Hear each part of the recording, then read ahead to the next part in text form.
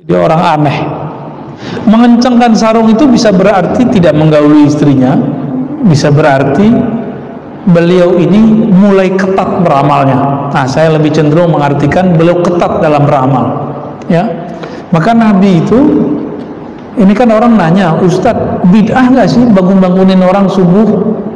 Tergantung caranya. Nabi kan disebutkan wa aikaza ahlah. Nabi jika sudah mau beramal yang ketat tadi, membangunkan keluarganya. Bahkan Nabi itu ketuk, dulu kan belum ada mic, masuk ke rumah atau ketuk semuanya. Keluarga Nabi kan banyak, istrinya 9 waktu beliau mau wafat, lalu anaknya, istrinya, sepupunya itu dibangunin semua. Nah, disitulah sunnahnya membangunkan orang qiyamul lail. Jadi kalau ada orang nanya, ada nggak sih dalilnya? Ini dalilnya. Dulu metodenya manual satu-satu, sekarang bisa lewat toa.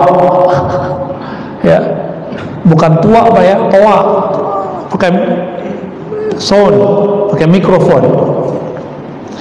Yang penting jangan ugal-ugalan. Ini masjid Baitullah, rumah tempat menyembah Allah.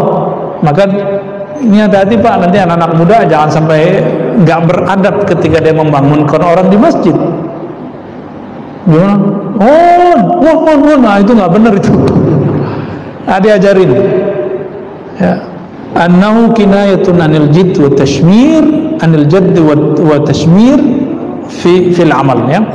Ini maknanya adalah mengetatkan amal. Dan bagian nomor 2 terakhir, jadi ada 2 poin lagi. Imam Ghazali yang merupakan sumber kitab ini, Imam Ghazali punya kitab Ihya, diikhtisar oleh Ibnul Jauzi, Ibnul Jauzi diikhtisar lagi oleh Ibnu Qudamah Maqdisi.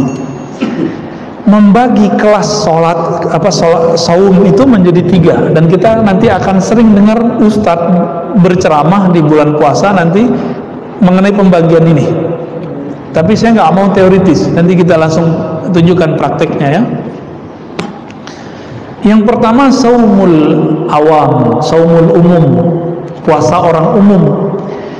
Puasa umum itu puasa dari makan, minum, dan jima, cuma itu. Tapi matanya jelalatan, telinganya masih suka gosip, lidahnya masih suka cari lawan. Nah, maka nih aktif sosmed yang beda-beda paham, udah stop dulu deh, ya. Ustadz, saya nggak bertengkarnya pas puasa, malamnya saya tengkar lagi di sosmed. Ya sama aja. Tujuan puasa kan biar setelah puasa selamat. Ini habis berbuka, balik lagi dia, kambuh lagi. Nah, ini bahaya. Ini puasa orang awam. Orang awam, shaumul umum, dia berpuasa hanya untuk mengurangi makan, minum, jima. Nah, kita mau sampai tahun kapan Pak begini-begini mulu? Ya, mau nggak naik kelas? Mau? Nah, sekarang jangan cuma lapar sama dahaga, sama jima. Sekarang ditambah puasa anggota tubuh dari maksiat. Mulai puasain mata. Itu kalau buka YouTube kan ada iklannya macam-macam Pak, berarti kurangin dulu nonton YouTube-nya, ya. Ya Ustadz, saya ini mata udah bebal. Belagu gaya dia, ya. Mata saya sama aja yang buka menutup, saya nggak percaya. Ya, kiai aja lewat, barsiso aja lewat, masa ente nggak kuat, masa ente kuat gitu. Jadi kalau ada orang bilang bagi saya sama aja, orang buka-bukaan sama tutup-tutupan, wallahi ini nggak mungkin, ya, nggak mungkin. Dulu kita di Istiqlal, pas keluar naruh sendal, saya kan pernah cerita, ya. Pas di samping saya ada juga yang ngambil sendal, tapi masya Allah Pak, badannya masya Allah, ini kelihatan juga sama saya sekali. Tapi yang melotot matanya itu si penjaga sendal. Kita dicuekin sama dia, kita mau ngambil sendal nggak didengar sama dia. Akhirnya kita bilang, mas, sendalku. Gitu amat sih ngeliatin orang. Iya, di rumah gitu-gitu aja katanya. Masya Allah. Itu udah di masjid Pak. Maka di masjid, bahkan di Masjidil Haram, banyak yang modus Sengaja nyenggol-nyenggol orang India, ya, cewek-cewek Turki yang bening-bening. Jadi setan itu mau di depan Masjidil Haram tetap aja setan, ya. Orang bersyahwat di depan sama aja. Memang begitu, tabiat badan kita begitu. Kita nggak akan munafik dalam masalah itu. Sama kita semua. Bedanya ada orang yang tahu cara mengendalikannya, atau ada yang kalau terjebak dia tahu jalan pulangnya. Dia tahu cara sadarnya, itu aja bedanya. Maka yang afdol itu memang kalau ke Masjidil Haram kita puasa, Pak. Jadi nggak berani, wah nggak enak, nah gitu ya. Sering istighfar jadinya. Nah, ini namanya puasa khusus. Jadi puasa khusus ini, kalau khusus bahasa Arab artinya istimewa. Tadi puasa orang awam. Kalau sudah naik ke puasa yang istimewa, itu anggota tubuh ikut puasa, itu dia bahagia itu, Pak. Ya, Allah mandangnya sudah ridho, itu puasa udah langsung diterima, tuh. Ustadz, gimana kalau sesekali kelewat juga? Kan kita bisa istighfar. Ah, ini loh uniknya. Orang kalau belum sampai ke taraf ini, dia nggak tahu kalau tobat istighfar itu ada tingkatannya. Ada puasa dari dosa zahir, ada puasa dari dosa batin. Nah, ini baru dosa zahir nih. Cobain, Pak, ya. Berpuasa dari dosa yang zahir. Mata yang jelalatan, mata yang memandang orang rendah, telinga yang mesti suka gosip.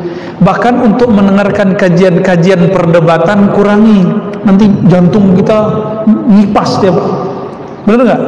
Ini kalau dengerin Ustadz Fulan, apalagi yang ngadu-ngadu saya sama siapa gitu ya, nanti jantung antum tuh deg-degan tuh. Coba itu nggak usah ditonton dulu. Ini yang buat video ngadu-ngadu orang, ente stop dulu deh bulan puasa. Ya, ini kan banyak yang hobi. Ada yang motong-motong video, ya masya Allah. Kalau motongnya nggak bener, saya nggak tahu tuh hisapnya ntar gimana di sana ya. Ada yang di atasnya istimewa, khususul khusus, begitu di kitabnya. Apa kata beliau? Nah, ini agak berat bahasanya. Kita pakai bahasa Arabnya ya. Fahuwa saumul qalbi 'anil himamid daniyah.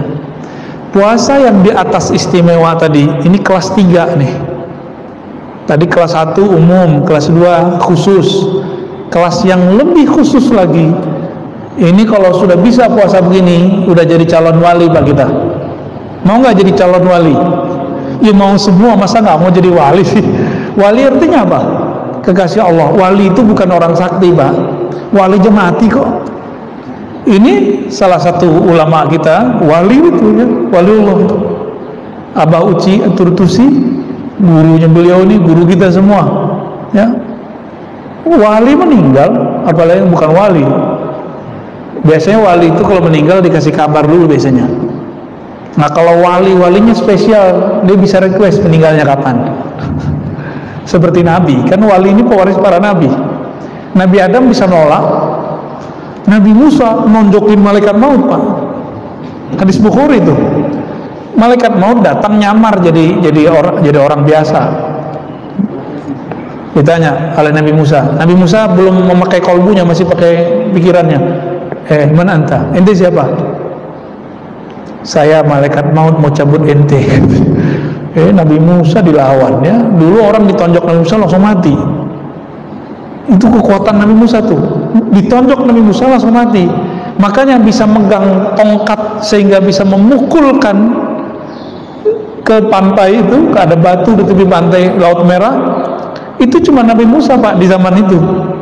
Kalau bukan beliau yang megang, itu tongkat nggak bisa bekerja sehebat itu, dengan izin Allah tentunya. Baru sebelah itu laut, saking kuatnya itu. Coba antum mukul-mukul tuh, ini aja belum tentu patah ya.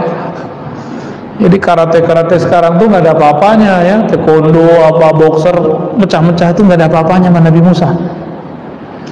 Ditonjok itu matanya keluar, Pak, matanya malaikat mau keluar matanya langsung ya, kayak film-film kartun tuh. Itu kejadian tuh Nabi Musa. Tapi itu kan penjelmaan malaikat maut, itu bukan malaikat maut yang asli. cuma penjelmaan aja. Balik lagi ke Allah, ngadu, ya Rob, saya ditonjok sama Nabi Musa. Baru dikasih tahu ya bahwa jatahnya udah habis, baru dia mau terima. Jadi Nabi sama wali-wali yang spesial itu bisa request Pak meninggalnya. Ya. Said Muhammad Alawi Al-Maliki Al-Makki, ulama kita, guru besar kita di Mekah, dulu request, ya Rob, kalau engkau mau ngambil aku, tolong ambil lagi ngaji sama teman-teman, sama murid-murid, sama sahabat-sahabat. Bener Pak, bulan puasa beliau agak aneh sekali itu, nggak mau berhenti ngaji. Udah sampai waktu mau sahur masih ngaji, baru rehat-rehat bentar, ya suasananya masih suasana taklim. Allah jemput beliau. Jadi mulia sekali. Orang kalau lagi pengajian mulia nggak? Yarfa'illahu allazina amanu wallazina utul ilma darajat. Orang berilmu lagi ngajar itu diangkat sama Allah. Nah, lagi begitu diangkat nyawanya. Ya, beliau wali besar itu ya. Nah, semoga kita diangkat oleh Allah dalam keadaan yang mulia. Amin ya rabbal alamin, di tempat yang mulia juga ya. Saumul qalbi, puasa qalbu dari himamid daniyah, angan-angan rendahan. Jadi jangankan memandang yang haram, kepikiran yang haram aja nggak mau. Nah ini dia puasa qalbu. Wal afkar al mubi'idah anillah, atau pikiran, angan-angan yang menjauhkan diri kita dari Allah Subhanahu wa taala. Wa kaffuhu amma siwallahi ta'ala bil kulliyah, lalu menahan hati supaya tidak berpaling kepada selain Allah. Berarti puasanya orang-orang yang khusus ini itu sudah masuk kepada puasa dari kelalaian kolbu. Bagi mereka puasa rohaninya rusak kalau kolbunya lupa mengingat Allah. Maka saya ingat dulu waktu masih kecil, umur 12 tahun, saya datang ke salah satu guru saya yang ahli zikir. Apa kata dia? Ente tahu nggak bocah? Wali Allah itu kalau lupa sedetik saja, satu nafas saja mengingat Allah, mereka tobat. Dulu nggak kebayang Pak, maksudnya apa? Dikata guru kita. Pas baca kitab Imam Ghazali, faham kita. Oh ini ternyata maksudnya. Jadi puasa mereka tidak hanya sekelas makan, minum ditahan, jima ditahan, syahwat ditahan, enggak. Tapi sudah masuk ke level di kolbunya enggak boleh kemasukan apa aja kecuali nama Allah Subhanahu wa ta'ala. Nah ini kalau nggak dibimbing nggak bisa Pak. Dulu kita puasa fisik yang bimbing orang tua. Apa kata orang tua? Ente kerjain ini, kalau puasa 30 hari dapat hadiah sepeda, misalnya gitu. Nah ini kolbu ini butuh ada mursyid. Maka saya pastikan nih Bapak nggak akan sukses mencapai puasa ini kalau nggak ada mursyid. Nggak akan sukses. Mursyid badannya adalah orang tua kita dulu puasa badan. Kalau puasa kolbu, mursyidnya harus ahli kolbu. Ya. Wa hadha shaum lahu syuruh ta'ti fi ghairi hadzal mawdi', ya. Nah, penjelasan mengenai ini ada di bab-bab setelahnya. Nah, ini penjelasannya banyak. Kita langsung ke persoalan terakhir. Bolehkah puasa dahar? Dahar itu bukan dahar bahasa Jawa sama Sunda. Dahar bahasa Sunda apa? Makan. Puasa kok makan? Dahar itu artinya sepanjang masa, kecuali di waktu yang diharamkan. Boleh nggak puasa begitu? Boleh. Nah, karena ada sekarang yang bilang nggak boleh. Kita cek. Ini kan beliau manhajnya salaf. Kita cek Pak ya, manhaj ulama yang ngikut salaf bolehin apa enggak? Fa amma shaumud dahri fa fi afradi Muslim min hadits Abi Qatadah anna Umar radhiyallahu ta'ala anhu sa'ala an-nabi sallallahu alaihi wasallam faqala kaifa man yasumud dahr kullah qala la sama wa la aftar illa yasum lam yuftir. Jadi Umar pernah konfirmasi ke Nabi tentang puasa dahriyah, puasa setiap hari. Kata Nabi, ya nggak apa-apa, dia tidak berpuasa, tidak berbuka, lam yasum wa lam yuftir, wa hadha mahmulun ala man sarada shaum fil ayyamil manhi. Tapi dilarang jika apa? Jika dia berpuasa di hari yang terlarang, maka dikatakan la shoma wa la aftara. Ya. Lalu dikatakan di sini, faqad ruwiya an Hisham bin Urwah anna abahu kana yusridu sauma wa kanat Aisyatu tusarrid. Jadi ada ulama salaf di kalangan sahabat dan tabi'in itu berpuasa hampir tiap hari kecuali di hari yang haram. Yang haram apa aja? 2 hari raya, ya. Terus hari tash, udah Pak beres. Berarti cuma dua time. 2 time itu 5 hari. Hari raya Idul Fitri, hari raya Idul Adha, lalu tasyrik 3 hari. Udah 5 hari doang. Di luar itu kita boleh nggak berpuasa setiap hari? Dijawab oleh beliau, ya boleh. Kenapa? Karena Aisyah melakukan itu. Sayyidah Aisyah ini setelah Nabi wafat beliau puasa tiap hari. Masa orang Syiah nuduh beliau ini pelacur, Pak? Jadi orang-orang Syiah ini lagi berebut nih sama Wahabi di Indonesia. Hati-hati Pak, antar ya. Orang Syiah berebut sama Wahabi di Indonesia. Itu Suriah, isu Syiah sama Sunni, Syiah Wahabi sudah berhasil. Irak hancur. Tinggal Indonesia, negara Islam terbesar yang mesti kita jaga. Dan masjid ini jadi bentengnya Pak. Jangan kemasukan di masjid. Kemasukan orang-orang yang mau memperebutkan negeri ini, yang sudah ahlu sunnah dari dulu, ya. Oh, kita nggak mengkafirkan Syiah, enggak. Kita nggak mengkafirkan Wahabiyah, enggak. Kita berbeda sama Syiah karena Syiah menghujat para sahabat Nabi, menghujat Sayyidah Aisyah yang setelah Nabi wafat dia berpuasa tiap hari. Hujatan mereka apa? Aisyah ini fahisyah, pelacur gitu. Nauzubillah min dzalik, ya. Pelaku maksiat, mesum, begitu kata mereka. Waras gitu. Nabi wafat di pahanya Aisyah, Pak. Itulah tubuh paling mulia.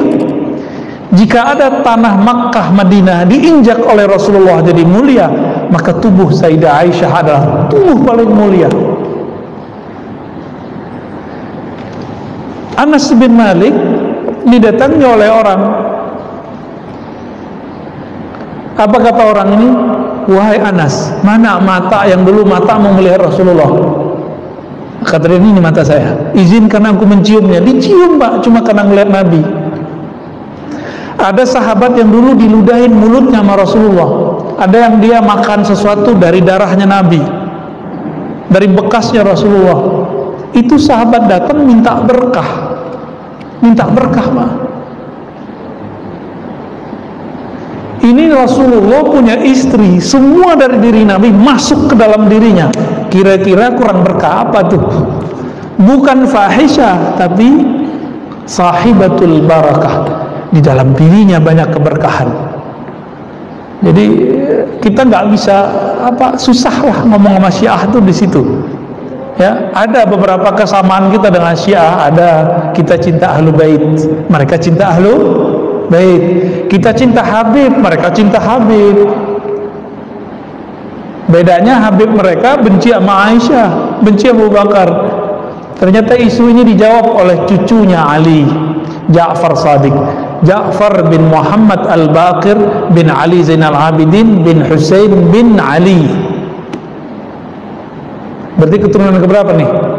5. Ja'far ini punya ibunya keturunan Abu Bakar. Kalau ada sekarang keturunan Husain, keturunan Hasan, khususnya keturunan Husain, keturunan Ja'far, mencaci maki Abu Bakar As-Siddiq sama dia mencaci maki kakeknya dari jalur neneknya. Ja'far punya ibu keturunan Abu Bakar As-Siddiq. Kira-kira gimana? Ya, jelas Pak, kita jelas. Tapi saya dituduh Syiah apa sama orang? Kira-kira kita marah nggak? Ya nggak marah, kita ketawa aja. Berarti yang nuduh nggak ngerti Syiah itu apa. Ya, dia punya konsep tasawuf itu Syiah. Kak saya kan bertasawuf, belajar maksudnya. Saya bukan sufi Pak, cuma suka gemar, suka belajar kitab tasawuf, ya, berziarah ke orang tasawuf, ngaji kepada ahli tasawuf. Sayanya belum sufi, belum, masih jauh. Ya kalau sufi kita nggak kuat Pak. Ya, nggak kuat kita jadi sufi, kita jadi orang biasa aja dulu ya. Kalau Wahabi bagaimana? Wahabi kebalikan Syiah, nggak senang sama habaib, benar nggak? Nanti coba cek, nggak senang sama habaib, benci banget sama habaib. Nah, maka kalau ada postingan kebencian kepada zuriat Nabi, pastikan dia nasibiyah. Nasibiyah ini kelompoknya sekarang ada di Wahabi. Kalau nggak kenceng dikit jadi khawarij, jadi teroris. Kalau yang nggak kenceng ya paling-paling neror-neror pengurus aja paling ya. Bid'ah ente ya, ngomong itu ya. Ente pelaku bid'ah nih, dihisab nanti di hari akhirat. Ittaqullah, paling gitu-gitu doang ngomongnya. Ya masih bisa diatasi lah itu, kita ngobrol, ngopi bareng, selesai Pak. Tapi kalau yang sudah yang bersenjata itu nggak bisa ngomong kita ya. Nah, semoga salafi-salafi Wahabi yang ada di Indonesia cuma teror-teror begitu aja, teror verbal, nggak apa-apa lah. Jangan sampai teror-teror nembak, jangan, nggak boleh ya. Kalau ada habisin. Kita meminta kepada pemerintah habisin mereka.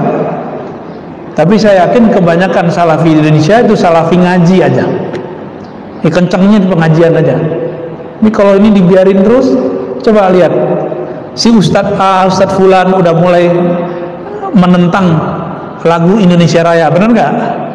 Bagi dia Indonesia Raya itu tauhid, Pancasila tauhid. Ini kan ambigu, nggak boleh melawan pemerintah, tapi dia anti sama konsep falsafah pemerintah. Ambigu dari kepalanya, ambigu. Ya manhaj ambigu inilah yang sekarang diminati oleh orang-orang baru ngaji. Ya, kita lama ngaji, tapi berasanya kayak baru ngaji juga ya. Sayyidah Aisyah radhiyallahu taala anha, beliau puasa hampir tiap hari. Jadi kalau antum mau bilang ini bid'ah, wah istilah Rasulullah bid'ah dong. Berani bilang istilah Rasulullah bid'ah. Urwah ini masih keluarganya Aisyah, itu puasa hampir tiap hari. Dia sanadnya ke Sayyidah Aisyah. Utsman juga sama. Anas bin Malik bercerita Abu Talhah itu berpuasa 40 hari. Izzuddin bin Abi Salam pernah puasa, ini puasanya agak aneh, nggak makan minum 40 hari 40 malam, nggak makan minum. Izzuddin bin Abi Salam lagi tengkar sama Brahmana, biksu, adu kesaktian Mbak. Izzuddin muridnya Abul Hasan Syazili, qaddasallahu sirrahu, ya, murid wahyu Allah besar, Al-Kutub Asy-Syahir, ya, Al-Ghawthul A'zam Abul Hasan Syazili bersembayambara ya, kalau engkau bisa masih hidup selama 40 hari 40 malam nggak makan nggak minum, maka aku dan pengikutku ikut kamu. Begitu mereka buat MOU-nya. Hari ke-39 biksunya mati. Sedangkan Abul Hasan Syazili masih sibuk dengan nama Allah, ya Hayyu ya Qayyum, ya Hayyu ya Qayyum, masih hidup tadi ya. Ibnu Mas'ud, ini lain lagi ya. Jadi ada orang yang nggak kuat kalau puasa. Dia cocoknya ngapain? Dia nggak berpuasa sehingga dia kuat khatam Quran, dia kuat ngajar, dia kuat sholat. Di antaranya adalah Sayyidina Ibnu Mas'ud. Ibnu Mas'ud ini khataman Qurannya banyak, maka beliau caranya makan. Jadi beliau ini syahwatnya jadi taat, kalau kita syahwatnya jadi maksiat. Ini beda aja sama Ibnu Mas'ud ya. Maka di sini jika boleh kita sebut, tinggal antum pilih di luar bulan Ramadan. Jika memang berpuasa itu lebih nyaman, puasa sebanyak-banyaknya. Jika dengan tidak berpuasa kuat tahajud, kuat sholat, kuat silaturahmi, kuat ngajar, kuat mencari nafkah, ya ikutin itu ya. Dan luruskan niat kita berpuasa bukan pengen naik pangkat, anaknya biar baik, bukan kerjaannya lancar, enggak, tapi berpuasa lillahi